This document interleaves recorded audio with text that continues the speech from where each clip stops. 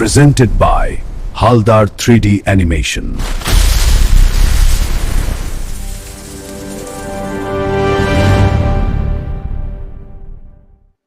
নতুন বছরের আনন্দে ভরা দিনে শুরু হলো এক ছোট্ট মেয়ের বিশেষ যাত্রা। একটি স্বপ্ন, একটি মুখোশ, কিন্তু টাকা নেই। তাহলে কি হারিয়ে যাবে সব? গান গাও। তার কণ্ঠে কি আছে সেই জাদু যা থামিয়ে দিতে পারে পুরো পৃথিবী?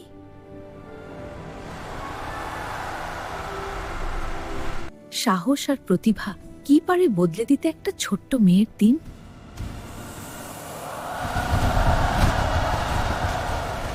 জানতে হলে চোখ রাখুন আজকের গল্পে।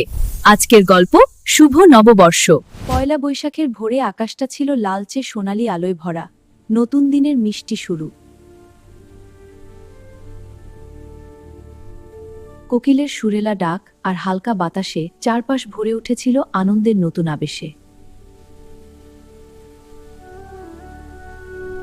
ছোট্ট রিমি খুশিতে ভরা চোখ নিয়ে খুব ভোরে ঘুম থেকে উঠে পড়ল আজ। আজ যে নতুন বছর, তাই তার মন ভরে গেছে অদ্ভুত এক আনন্দ আর উত্তেজনায়।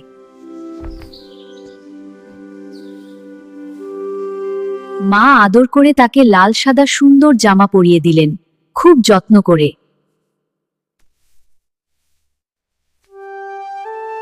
বাবা হাসি মুখে বললেন, শুভ নববর্ষ, আর রিমির মাথায় হাত বুলিয়ে দিলেন স্নেহে।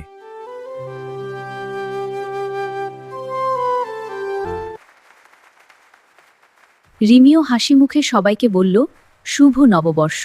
তার কণ্ঠে ছিল খাঁটি আনন্দের সুর। চারদিকে রঙিন মুখোশ, খেলনা আর মিষ্টির দোকানগুলো সাজানো ছিল দারুণ সুন্দরভাবে। রিমির চোখ হঠাৎ আটকে গেল একটি লাল রঙের সুন্দর মুখোশের উপর।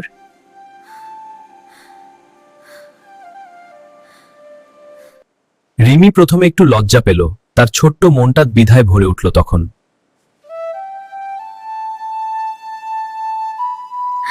কিন্তু সাহস জুগিয়ে সে ঠিক করলো, আজ সে নিজের মনের গান গাইবে। আজ আমি গাইবো আমার মনের গান, সাহস করে এগিয়ে যাব। তার গানের সুরে চারপাশ যেন থেমে গেল।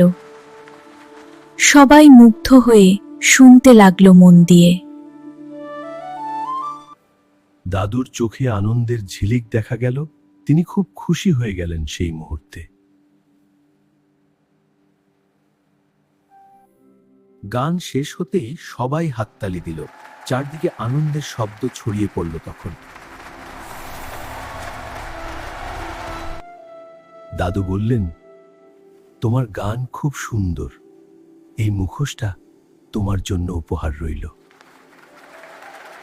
রিমি অবাক হয়ে খুশিতে ভরে উঠল, তার চোখে তখন আনন্দের ঝিলিক নেচে উঠল।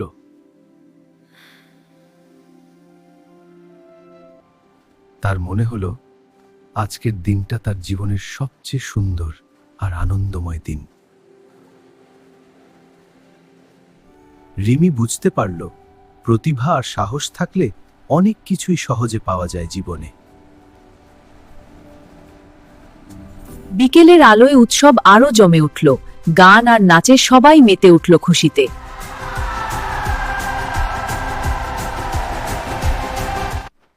রিমি আনন্দে ভরা মন নিয়ে বাড়ি ফিরে এসে মা বাবাকে সব গল্প বলল।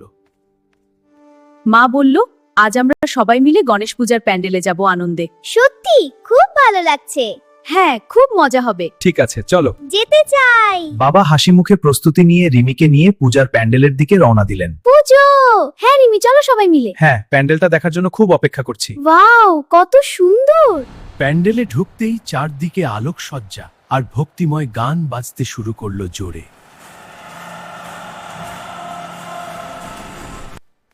রিমি হাত জোড় করে গণেশ ঠাকুরের সামনে দাঁড়িয়ে প্রণাম করল ভক্তিভরে। মা বাবা মিলে ঠাকুরকে ফুল ও প্রসাদ দিয়ে পূজার আনন্দ ভাগ করে নিল। সবাই মিলিয়ে প্যান্ডেলের ভেতরে ঘুরে ঘুরে সুন্দর প্রতিমা দেখতে লাগলো মুগ্ধ হয়ে।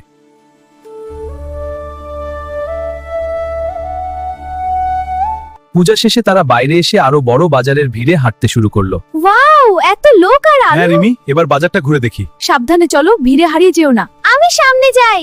রিমি দেখতে পেল চারদিকে হালখাতার জন্য দোকানগুলো রঙিনভাবে সাজানো রয়েছে।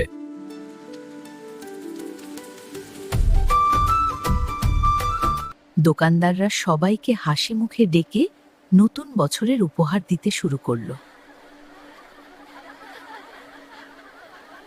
প্রতিটি দোকান থেকে ক্যালেন্ডার আর মিষ্টির প্যাকেট আনন্দে বিতরণ করা হচ্ছিল। শুভ নববর্ষ, শুভ নববর্ষ।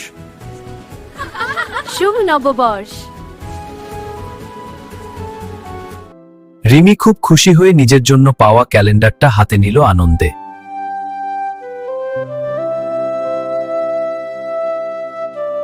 বাবা দেখো আমার ক্যালেন্ডারটা, খুব হ্যাঁ রিমি, খুব ভালো, আমরা সবাই খুশি। এই মিষ্টির প্যাকেটগুলো দেখ রিমি, সব দোকান থেকে এনেছি। ওয়াও, এত সুন্দর! বাজারের ভিড় আর হাসির শব্দে পুরো এলাকা উৎসব মুখর হয়ে উঠেছিল তখন।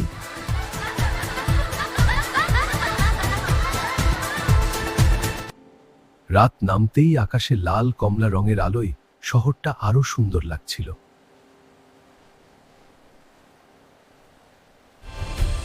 প্যান্ডেলে প্যান্ডেলে আলো জ্বলে উঠল আর ভক্তিময় সঙ্গীত আরো জোরে বাজল।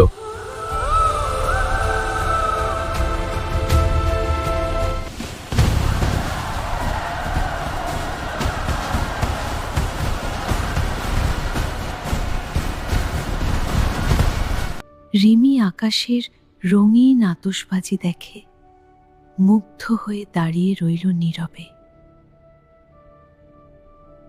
মা বাবার হাত ধরে রিমি হাসি মুখে পুরো উৎসব উপভোগ করতে লাগলো।